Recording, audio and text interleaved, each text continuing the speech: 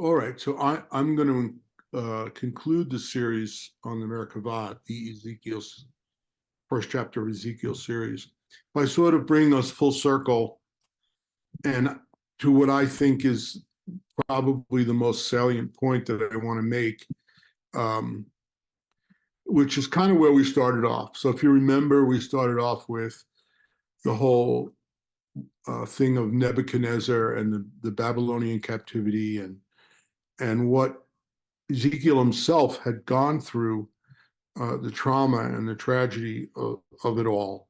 And, you can't take that lightly, obviously. And um, invasion, people being taken from their homes and taken far away to a foreign land, and all of that, and how it has a very big impact. And I want to just touch on because we did talk about how that circumcision of the heart and circumcision of the central column within us has a lot to do with vulnerability, and things that we go through often are sort of tools to create that circumcision of the head and the heart.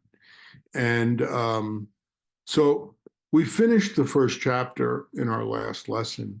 And I want to bring us to the third chapter now. And I want to conclude the series just with the seventh verse of the third chapter, which is simply so Ezekiel goes through his Merkavah experience, and then he is spoken to by the divine and given instruction on what he needs to tell the people of Israel to make this whole thing a tikkun, or a healing process. And that's what it all turns out to be. So the author of the whole thing is God himself, according to the sages, right? Or herself. So he says, or she says, but the family of Israel will not wish to hear you, for they do not wish to obey me. For the family of Israel are strong of forehead and hard of heart. So we circle back to the reason for this whole thing, right? And in every series I teach for the last 40 years, it always comes back to certain fundamental reasons why we can't cross these borders. And the fundamental reasons, as expressed by the Zohar, you're sick of me saying over and over again, but relate to rigidity and harsh judgment, right? So when we're rigid and we create harsh judgment, even to ourselves, when we have harsh judgment to ourselves, and then express it in our families and extended families, it leads to things. And when we talked about, leads to negative things. And we talked about what was happening in Israel at the time was idolatry. And there was a broken shalom. There was broken unity. There wasn't unity. There was rebellion. And the tribes turned against each other. And we read it saying, the why is they won't listen to you, nor will they obey me, because they have a strong head and a hard heart. So the message to us is that we can't contribute to that in our lives. We have to allow that. We talked about it in all these different forms, neuroplasticity. Well, that's the opposite of having a head. A head meaning all of the thoughts that and the narratives that we create for ourselves and build up. When they are rigid, they become part of klipot. I think I've mentioned more than once an experience I had where Rabbi Kramer from Chabad, I consider him like my rabbi, although I see him once a year, if that. But he brought me to the Chabad school in Crown Heights. And it was interesting, we spent quite a few hours there, and there were the students were studying, and they were studying with this big long table, and one opposite the other, right?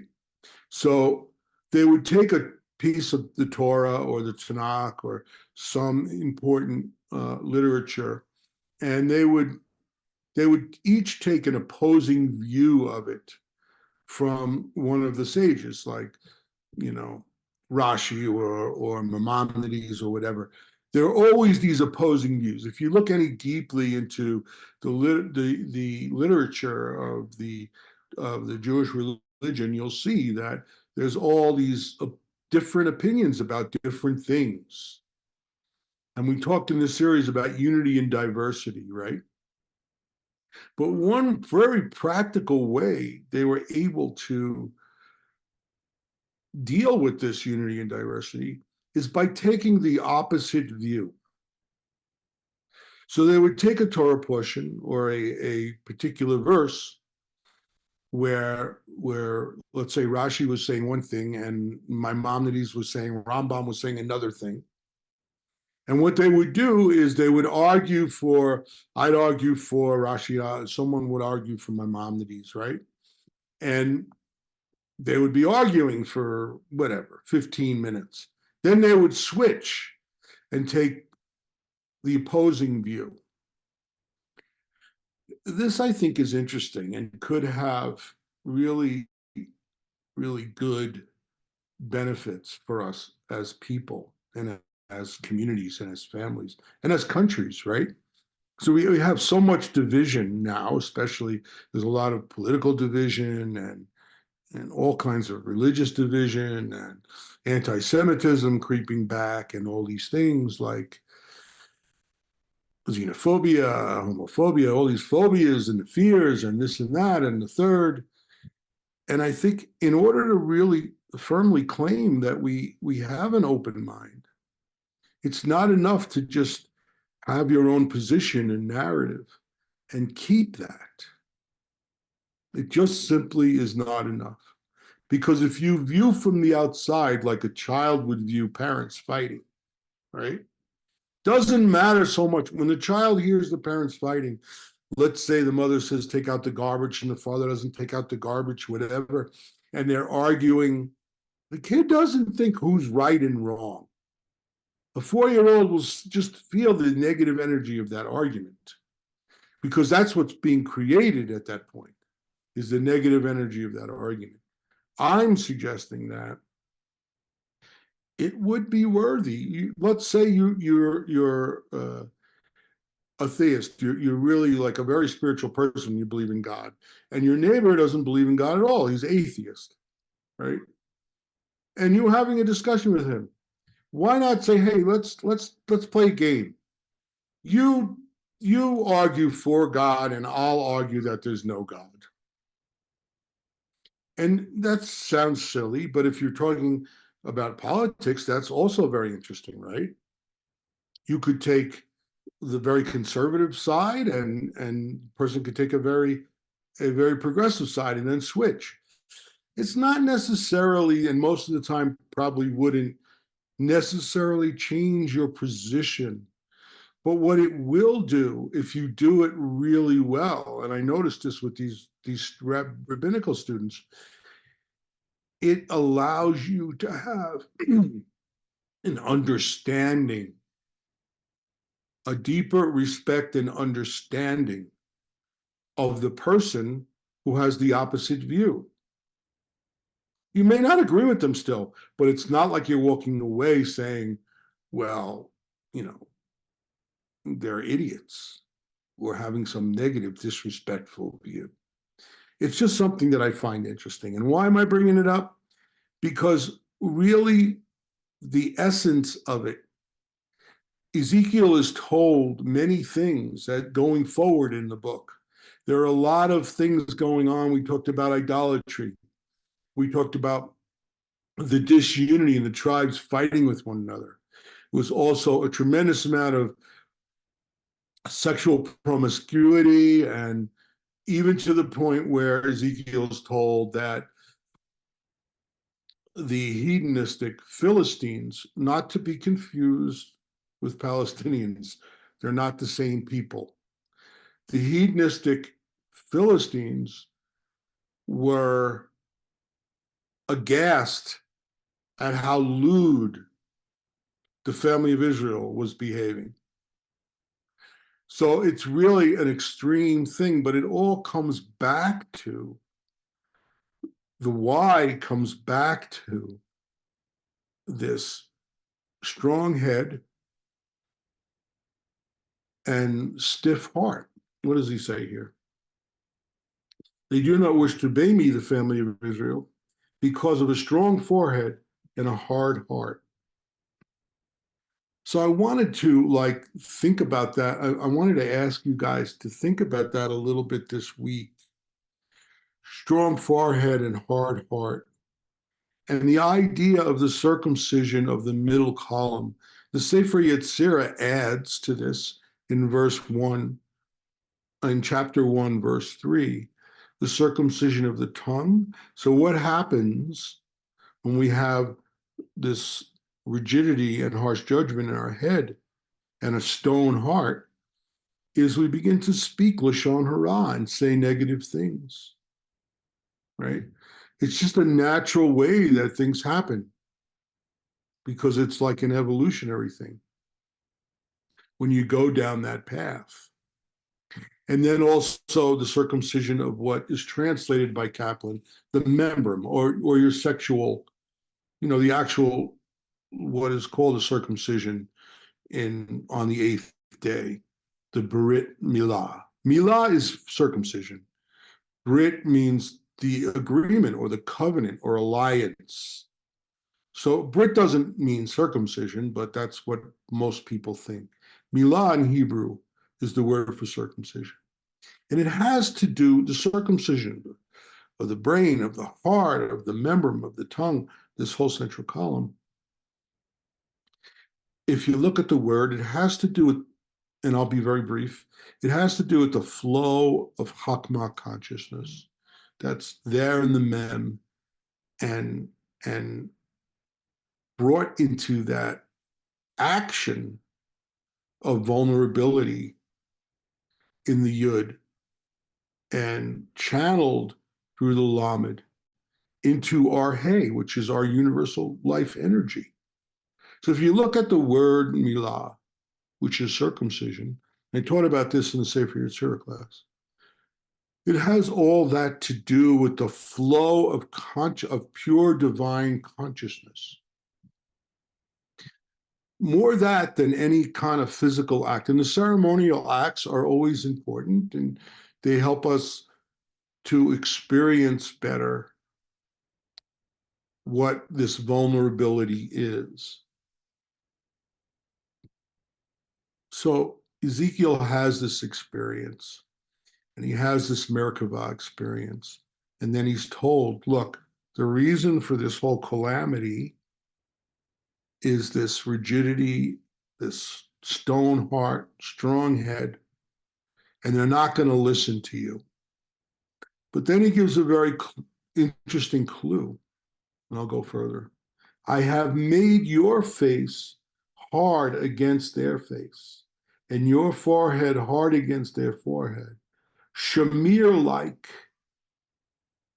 stronger than flint have I made your forehead. Fear them not, nor be dismayed before them, although they are a very rebellious family.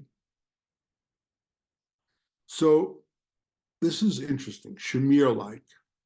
So now we're talking about the negativity of the family of Israel as expressed in Ezekiel, being hard-headed and of a stone heart. But then God says to Ezekiel, don't be afraid of them. You go and speak to them and say the words that I have, because I've made you Shamir-like. Shamir is like a worm. I'll read you the commentary. Based on the tradition of the sages, and also quoted by Rashi, The shamir was a worm which possessed the miraculous ability to cut rocks. Malbim suggests that the meaning of the verse is, just as the shamir worm, which is really soft, is endowed with the miraculous quality of strength greater than the rock. It's a familiar metaphor for fortitude, which by nature would be soft and pliant, will be endowed with supernatural strength to fortify you in your confrontations. So he's Shamir-like, which, what is it?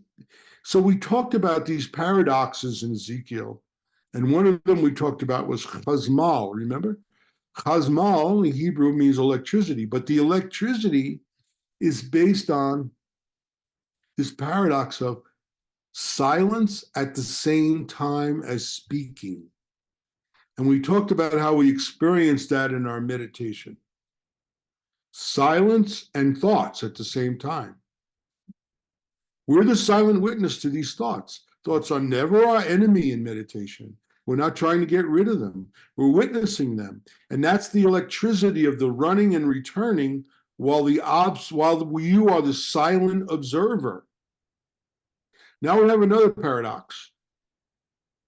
Soft and hard at the same time. Soft and strong. Pliable. So this is what, so in my lesson here, I'm not suggesting that we just are totally soft and we never speak out against wrongdoing. That's not the point. He's telling Ezekiel to speak out, but he's using him as a tool of circumcision. And the tool of circumcision is sharp and strong. But Ezekiel's had this Merkavah experience. He's experienced silence while speaking. He's had the circumcision of his heart and the circumcision of his brain and his sexual organ and his tongue. All of this. He's had that experience. So inside he's pliable and soft, shamir-like. But that shamir-likeness in his expression, don't be afraid, God says. Don't be afraid to tell him this is the truth. Don't be afraid to express it. But he's Shamir-like in his way. Now, I'm sure we've all experienced someone in our lives that have had that effect on us. Where in a calm, pliable, loving way, they tell you a truth that is an epiphany to you. Right? So here's my challenge. Because none of this means anything. It's a dumb thing. We should erase all these tapes. None of this means anything if it's not something that helps us to change and cross these borders. So my challenge is, how can we be Shamir-like? How can we change? How can we not be stiff-necked of a strong head and a rigid rock-like heart? If we can think about those things, we can change them, because the meditation itself will allow your heart to melt. Let me just add one more thing before we meditate. Then he said to me, Ben Adam, all my words which I shall speak to you, take into your heart and with your ears hearken. Take into your heart and hearken with your ears. Ezekiel was destined to hear many things against which his ears would certainly rebel, had not the ideas been then previously found an abiding understanding in his heart. Therefore, taking into the heart must precede the listening with the ears. get into this in the Sefer Yetzirah class. It's an order, Seder Hashtil Shilot. The heart has to be prepared. In our meditation, our heart is prepared. We begin to soften like that, like the Shamir. It's happening. I see it in all of my students. But what happens is that second step, there is some conscious effort involved in not holding fast to the narratives that we've created that we think we owe this loyalty to. So even with a softened heart, we can create an idolatrous situation by being attached to some narrative that creates, ultimately goes from idolatry to broken shalom and disunity, because we're fighting with each other over things that change, like the weather. That will not be here, like Marcus Aurelius says. You're concerned about something today that won't be here in 4 years. So don't knock yourself out. So what challenge is, can we look at that the way those rabbinical students did? Can we look at the things in our lives and take an opposing view and see if it makes any difference in the way we feel about things? We have a soft heart. We meditate. That order is really important, by the way. Hakma consciousness, like the Sefer Yetzirah says, is in every one of the Sephira, every single one. So that Hakma consciousness, with the circumcision that I just discussed, Milah has to flow. And when that flows freely, so preparing a house, our temple is being prepared, our heart is melting. But we don't want to take 2 steps forward and 1 step back, and 2 steps forward and 2 steps back, because we're locked into something that changes. Because that's what the experience of the relative is. Again, please don't panic. I'm not telling you how to think. Excuse me, I am telling you how to think. I'm not telling you what to think. I have no conclusions. The conclusions are your own. But how to think is critically important, because if we're stuck and we can't see the whole thing. Remember when I talked about shakir as opposed to emet. Emet in Hebrew is truth. Emet is aleph, mem, tav. The whole thing, the whole picture, all sides, up, down, inside, outside, all around. All sides. So if Ephraim was thinking all sides, right? And the Davidic line and Judah, the tribe, was thinking all sides, maybe they could disagree and still be unified and not have the rebellion that they had that led to the Babylonian captivity. And that's what I read here. That's what most of the sages agree on. But it doesn't matter to us, really. It's just a history lesson, unless we look at it, and I'm including myself in this 100%, unless we look at it like, well, how do we not be the family of Israel who will not heed you, for they do not obey me, because they are strong of forehead and hard of heart? And my challenge for this week, I'd like to talk next week. I'd like to talk about that in terms of personal experience. I'm happy to share my own, and I'm hoping you guys will share some of yours. Please come if you don't want to share. You don't have to, nobody's going to be put on the spot. But I know there will be many of you that have had a lot of experiences like this and failed and succeeded in many ways. It's just keeping that thing supple, like Abraham Abulafia talks about a lot. And he doesn't understand why people can't cross the border. He's frustrated as a teacher like that. So anyway, let's meditate.